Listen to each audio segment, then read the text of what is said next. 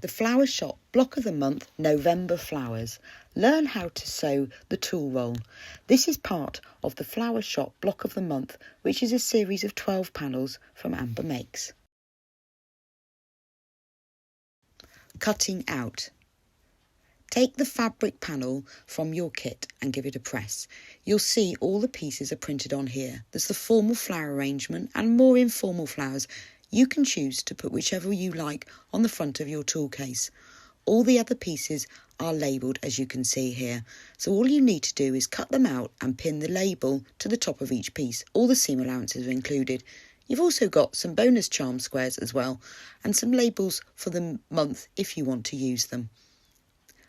Cut out the flower that you choose to use. The measurements are listed in the instructions, and then all the other pieces are here now. You can see I've pinned all the labels to them, so they're all ready in a nice neat pile and pressed, ready to start sewing and making the whole tool case. There are 2 ties, so I've pinned these 2 together.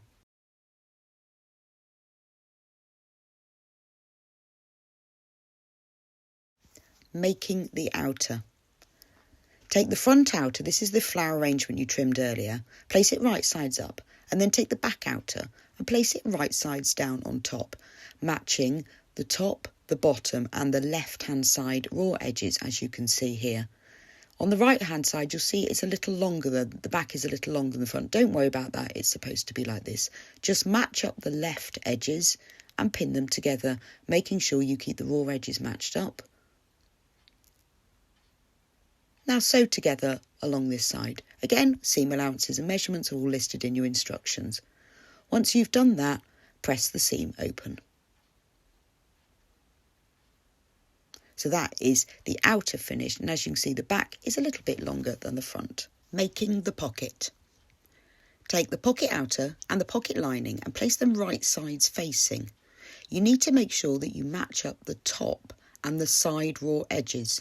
You'll see that the lining is a little longer than the outer, so that's why you need to match up the top and the side raw edges.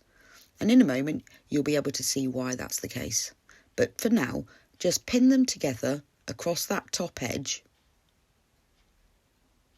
If you pin them at either end, so you'll make sure the side edges are matching up, and then you can just ease it gently. If you pull the outer edges outwards, that will just make the lining lay nice and flat across the outer. They're both the same size, but sometimes when you pin together 2 longer pieces, you just need to ease them. Now sew together just along this top long edge.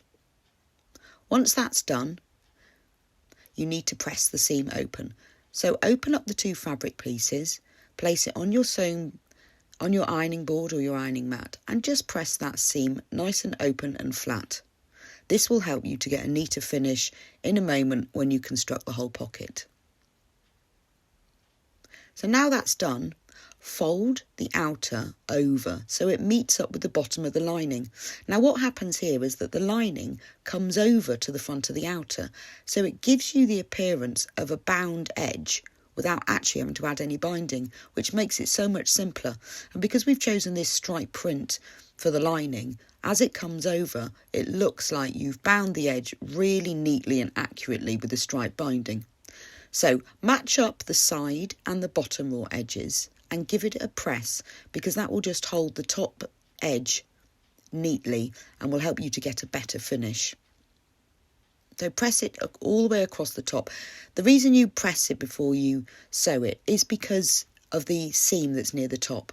Once you're happy that all the raw edges are matching and you've given it a nice press, pin it together down the sides and across the bottom edge.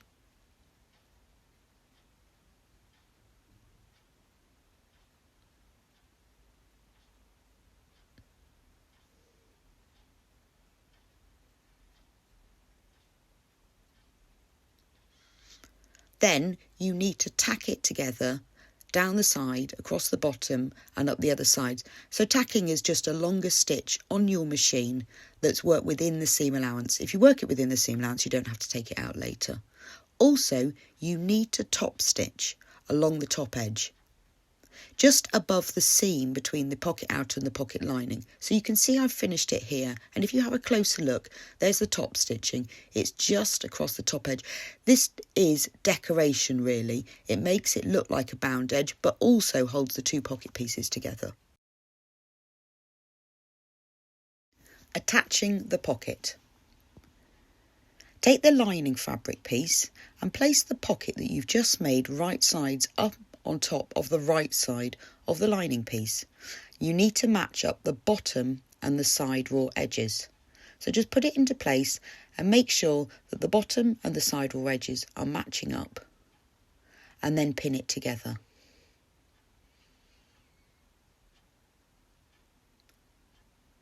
I've pinned it together down the sides. Make sure you match up the bottom corners before you pin it together across the side, and then you can be sure it matches up exactly, and then pin it together down the other side. I always turn my fabric round when I'm pinning it so that I can place the pins so they're facing in the right direction when I sew. So when you're sewing a seam, the ends of the pins need to be facing towards you, so you can just take them out as you sew. So if you always turn the fabric round, because it's easier obviously to pin from just one direction, then you can take the pins out as you sew. So just adjust it as you pin along to make sure that the raw edges are matching up.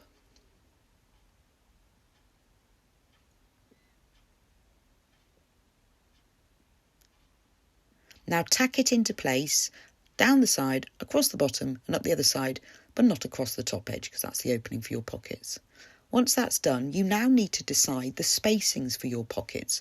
So if you gather together the items that you're going to put in, or a rough idea of them, I'm going to use mine for my general sewing tools. So I've got a notebook, rotary cutter, a large pair of scissors, a small pair of scissors. I'm going to put a seam ripper in there, and some of my marking pens.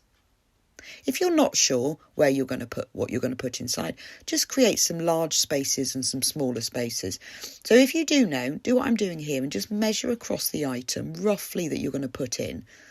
Take it away and then mark that measurement using a marking pen onto the top edge of the fabric, because this is the spaces. So if you keep the item in place, then measure over it and make it reasonably generous because you don't want the pocket to be super tight. Move it out of the way and place the next spacing. But as I say, if you're really not sure, just put some big spaces. I've got some 3 and 4 inch spaces. I've got some 2 inch spaces. Then do that. But if you are going to put pens, pencils, makeup brushes, artist tools, crochet hooks, then you can measure the spaces. I'm going to put I've got lots of marking pens, so I'm going to put them all in this other end. So I only need to mark the gap for one marking pen, which is 1 inch. Now, once you've created all those little marks at the top, you need to draw vertical lines down through the top of the pocket. The best thing to do is use a ruler here so you can get a nice right angled edge. So line up the top edge of the ruler with the top edge of the pocket, and then mark that side, the little mark you just made, and draw the lines all the way through. I'm using a heat erasable pen here. It's my favourite sort of marking pen because you can just draw onto the fabric, stitch over it, and then press afterwards and it disappears. Obviously, you must always test that on a piece of fabric, but this is just my choice. There are lots of other different marking pens you can use if you prefer. So once you've marked all the pieces, I now need to mark those other pencil lines. So I'm just going to mark a series of lines, all spaced 1 inch apart because that's just about right for my marking pens, all the way down to the end. And then when you get to the end, if you find that you haven't got enough space to have more pockets, then just leave a big pocket at the end. It does mean that you can put different tools in as you change your mind as well. Now you need to stitch these dividing lines into place. It's really important that they're secure as things will be coming in and out of them. So start stitching from the bottom, stitch up to the top and then back down again. When you get to the top, pivot the needle in the fabric, turn it round and go back down. That means that you won't have any reverse stitches at the top of the pocket and it will be extra secure. Now these are sewn in place, you can give it a press to remove the marking pencil, and you can see, you can give it a little test, because if you're not happy with the spacings, you can just unpick them and redo them. So just have a little check and make sure the items that you wanted to fit in do fit in, And if you want to make any changes, do that at this point before you assemble the rest of the tulle roll. Making the flap. Take the flap outer and the flap lining and place them right sides facing. But you need to match up this time the bottom and the side edges, different to how you did the pocket. You match up the bottom and the side edges. So you'll see that the lining is sticking up above the outer a little bit at the top, but you need to match up the bottom edges this time. So match up the corners first. Then you know that it will all fit correctly. All the pieces are printed to the right size, so they're the same size, but because of the nature of fabric, it's important that you pull it so it matches exactly. So if you pin the corners first, then that's the most accurate way, and then just place some pins between them. Now sew together along this bottom edge. Once that's done, open out the seam that you've just stitched, so open out the two fabrics and press that seam open. This will help it to lie nice and flat and also make it lie on the edge, and you'll get a neater finish.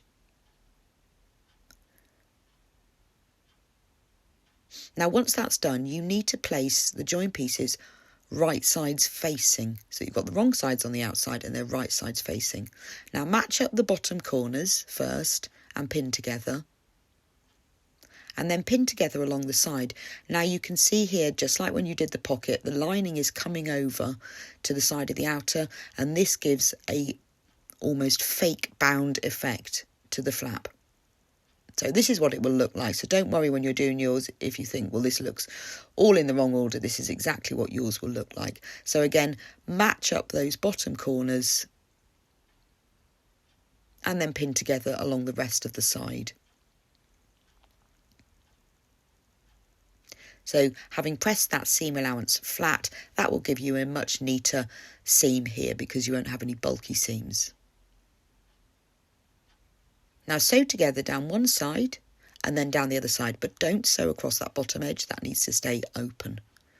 So once that's done and you've sewn down the two side edges, we're going to turn it right sides out in a moment, but just reduce bulk in that corner so that you get nice, neat corners when you turn it right sides. Just trim off the corner. Make sure you don't cut into the stitches, just snip off the corner.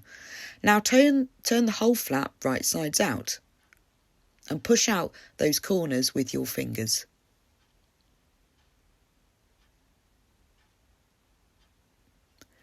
Now to get a nice neat finish, the corners need to be sitting right in the corner.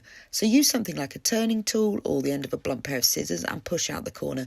Take extra care if what you're using is a little bit sharp. Push the corner onto the item that you're using to turn it out rather than pushing the item into the corner. Just take care so you don't pierce the fabric, but you'll get much neater corners if you push them out. Now give the whole of the flap a press. Just like we did with the pocket, we want that bound edge, the fake bound edge with where the lining fabric's coming over, to sit right on the top, and we want the seams that you've just stitched on the side to lay right on the edges. So we turn it around to the other side.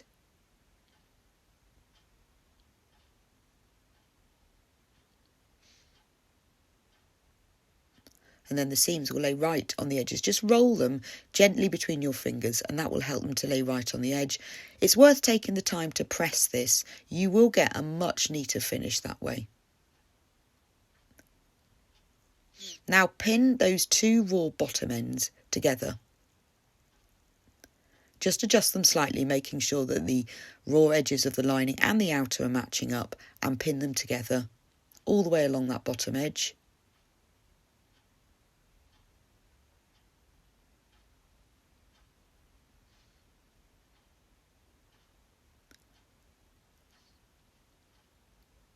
Again, give it all a nice press to make sure everything's laying flat. Taking the time here will give you a neater finished result.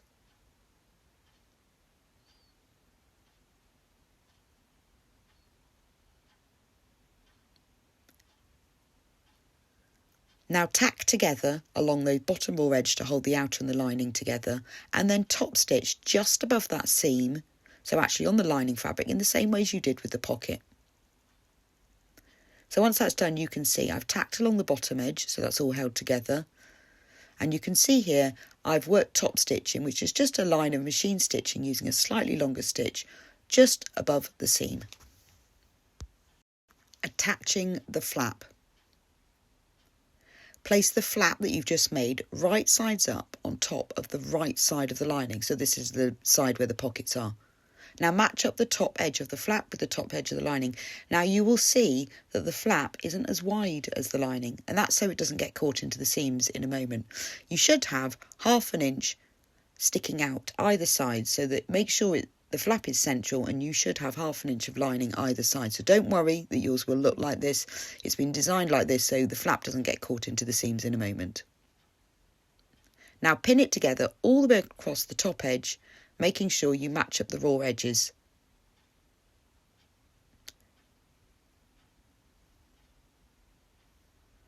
And then once you've pinned it into place, tack it together across the top edge within the seam allowance. Once that's done, it will look like this, and you can see the flap is now sitting on top of the lining and overlapping the pockets. To place the flap back down, so we're ready for the next step. Making the ties. Take one of the tie fabric pieces and fold it out, turn it over so that it's wrong sides up. Now fold one of the short ends over by 1/4 inch to the wrong side. You can measure this if you want, or you can just judge it, but just fold it so that one of the short ends is 1/4 inch over to the wrong side. This just hems it neatly.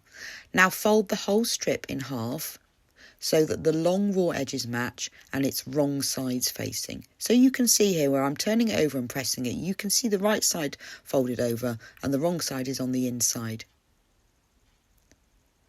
This is to find the centre of the long edge and helps with creating the tie to make it nice and folded.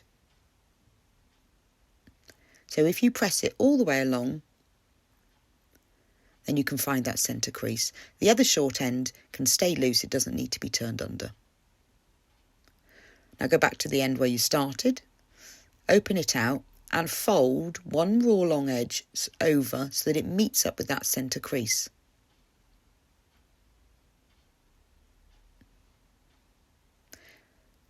This is the method that you would use when you make binding, but we're doing it to make the tie because the tie is quite narrow, so it's easier to do it by folding and pressing rather than sewing it right sides together and turning it out like you'd often do with the tie with a handle. But it also makes it a little bit sturdier as well. So fold over that long edge, go back to the beginning again, and take the other raw long edge and fold that over so it meets in the centre, and you can see it actually meets up with the edge that you've just turned under. So you've now got the two raw long edges turned over to the wrong side and meeting at the centre. That's why you press the centre crease, because then you know that you're exactly meeting in the centre. So take your time to fold it all over and press it as you go.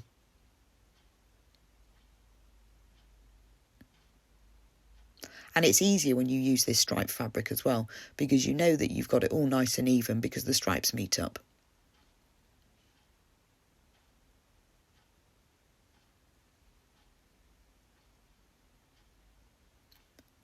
So once you've pressed it all the way along, we're now going to fold it in half. Just make sure that that short end stays turned under, and then fold it in half so that those folded edges match up and all the raw edges are enclosed neatly inside the binding. And the reason that you turn the short end under before you start is because it's too bulky to turn it over afterwards and it looks a little bit messy and there's quite a few layers, so it's harder to sew together. But if you turn the short end under before you do all the long ends, you'll just get a neater finish. But the other end doesn't need to be turned under because that will be enclosed in the seam. So just take your time to make sure those folded over edges match up and press. Now to hold the binding the tie together, you need to sew together all the way along this edge. Work slowly and carefully, making sure your stitches are close to the edge, but go through all the layers. Once that's done, your tie will look like this. Give it a press just to set the stitches and even it out. And you can see that the sewn line has gone through all the 4 layers so that you've got a nice, neat finish. Make the other tie in exactly the same way. Attaching the ties. Take the front outer and measure and mark the centre of the side edge. So this is the side edge that hasn't been seamed, the side edge that's on the right hand side. If you fold it in half and mark a little crease, that's the centre. Or if you prefer, you can measure it. But however you find the centre, just place a pin in there because this is where we're going to attach the ties. Now take one of the ties and take the raw end, so the end that you didn't turn under, and place that centrally on top of that pin so that it's running nice and straight and horizontally across the fabric. Now the end of the tie needs to extend 1/2 inch beyond the raw edge of the fabric of this front, and that's to give it extra strength. If you're going to be using this tool roll a lot and putting lots of things and tying it up and untying constantly, by the pulling of the tie against the fabric, if you don't have it extended, means it could pull out. So just extend it 1/2 inch. Now make sure that the tie is lying nice and straight, and a couple of inches approximately put another pin. This is just to hold it straight during assembly so that it doesn't go skewy.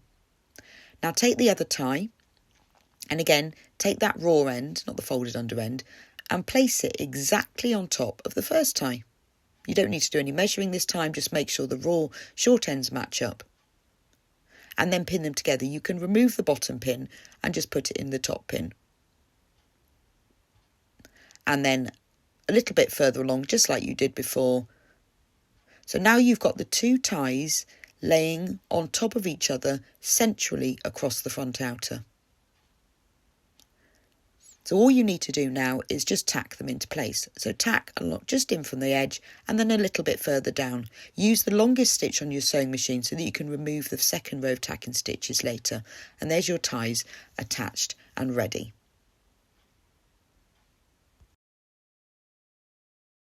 Assembling the tool roll. Place the outer and that you've joined together with the lining right sides up. And then just to hold the tie out of the way, I'm just pinning it across the top of the front outer. This is just to hold it out of the way. Now take the lining that's got the pockets attached and place this right sides facing with the front and back outer. Now these 2 pieces, the joined front and back outer and the lining, are the same sizes. So all you need to do is pin them together. Start off by pinning together in the 4 corners. This just makes sure that everything's positioned in the right place. So pin the right sides facing in the 4 corners.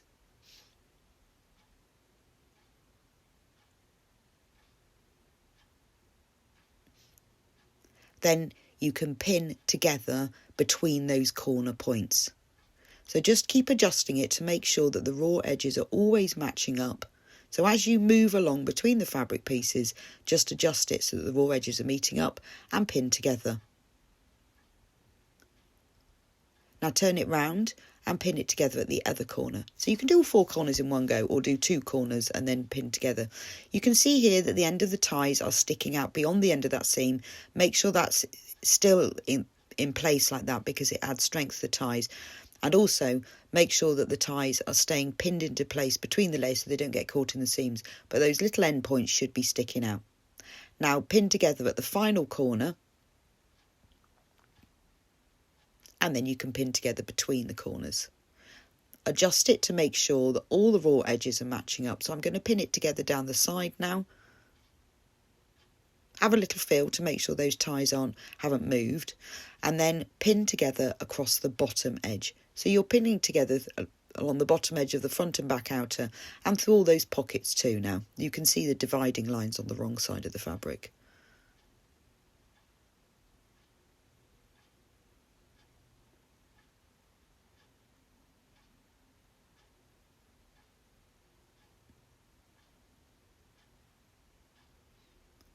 So once you've got all of those raw edges matched up, we now need to leave a turning gap. So where the centre is, and you can see the seam between the front and back outer, that's the centre. Just pop a pin there on this lining side and measure 2 inches either side of this centre point. And if you place vertical pins, then that marks the edges of your turning gap. You've now got a 4-inch turning gap. So just place those vertical pins back into place It just helps to remind you that these are the edges of the turning gap. So start stitching one side of the turning gap, stitch along the bottom, up the side, all the way along the top edge, down the other side, round the corner, and stop stitching at the other side of the turning gap. And always make sure that those ties stay in the centre, don't get caught in the seams. Now I've stitched that all the way round, so you can see I've joined the lining to the outer. Now we're going to turn it right sides out in a moment, but before we do that, we need to reduce some bulk. So snip off the corner, but then also snip off a little bit of fabric either side of that. So if you see I go across the corner and then a little bit either side, that's because you've got a lot of layers of fabric that are going to be in the corner when you turn it right sides out. By making these 3 snips, it reduces it. Just take care when you do this that you don't cut through any of the stitchings. If you do by accident, if you do snip into the stitching, just pop it back under your sewing machine and stitch back over. But if you just take care, snip off all the corners, it will give you a neater finish. Now, before we turn it right sides out, I'm going to give it a press. All of these seams are going to have to lie right on the edge when it's turned right sides out. So to make this easier to do and neater, if you fold over the top side, doesn't matter if it's the lining or the outer, I've got the lining on the up top here, fold that over just like this so the seam is open and press it. This will help it a lot. You'll find it a lot easier when you come to turn it right sides out. Where the turning gap is, just turn that over to the other side and fold the edge of that under. You don't need to press the other seam open all the way around, just the edges of the turning gap so that the edges are turned over to the wrong side. Again, it just makes it easier. And then press that seam open all the way around. Once that's done, as you can see here, I've pressed that seam all the way over. Put your hand inside the turning gap, get hold of one of those top corners and pull the whole thing right sides out through the gap. If you get hold of the corners and pull it right sides out, it's a bit easier.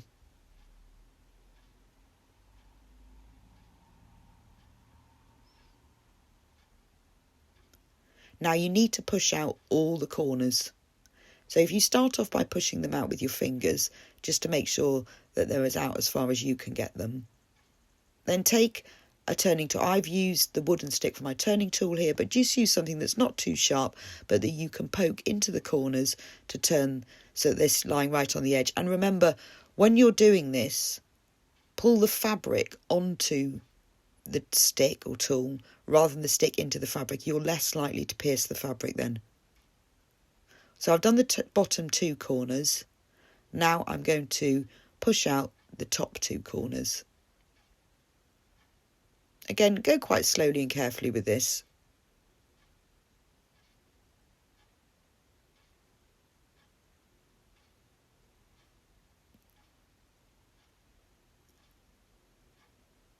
Take your time now because you spent all of this time sewing it together, so this turning out and making sure the corners sit in the corner will just give you a neater finish. Now remove that second set of tacking stitches from the end of the ties. These are the ones that you put in to keep it straight because you need the ties to be facing outwards away from the tool roll, so you need to remove those tacking stitches. So just undo them. If you've used a really long stitch, it's quite quick and easy to undo. And the ties need to be facing outwards.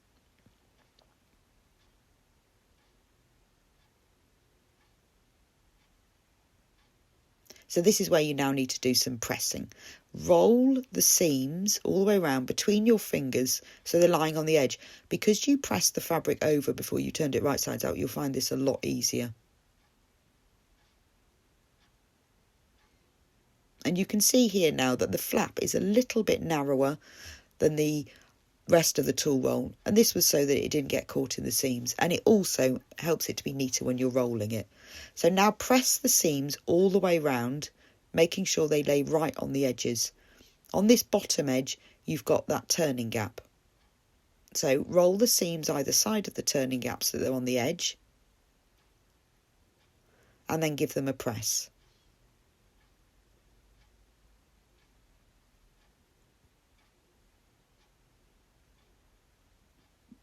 And you've already folded the edges of the turning gap to the inside and pressed those before we turned the whole thing right sides out. So because they're already folded under, just fold them back under and pin them together.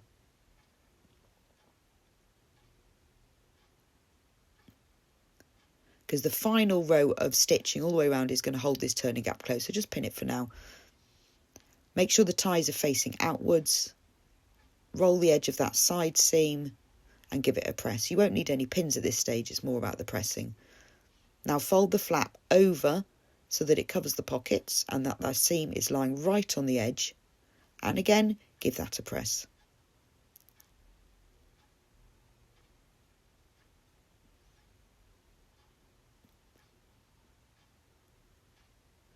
And now you can stitch all the way around. So stitch across the top, down the sides, but make sure you just move the flap out of the way while you're stitching down the sides. You don't want to stitch through the flap, just down the sides. But because you've got that 1/4 of an inch, it should be okay. But just move it out of the way and make sure you don't stitch through it. Once that's done, it will look like this. So you can see I've top stitched all the way around the edge. That's held the turning gap closed. It's held the top of the flap over to make sure it stays lying on top. But I haven't sewn through the sides of the flap. Now take all the items that you want to put in. So I'm putting back in the ones that I measured earlier right at the beginning. So I'll put all of them in. You can see they fit because I measured it, but as I said before, if you don't know about the spacings, just put a mixture of them. 1 inch gaps, 1.5 inch, 2.5. You can do something like that because you might want to change what you put in it from time to time anyway, but I wanted specific things to go in mine, so this is why I've measured them. I put my seam ripper in there, 2 of my marking pencils. Now once you've filled it all up, fold the flap over. This will stop everything falling out, and then roll it up. Because the flap is a little bit shorter, it will roll up better.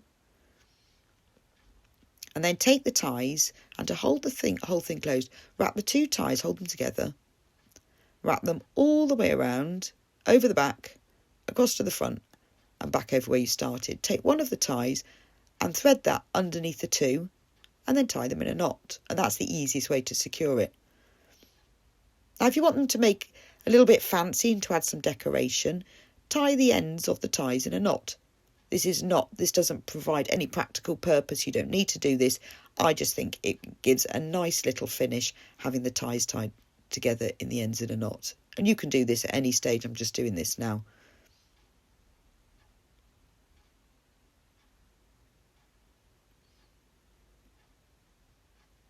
Then you can tie the ties in a bow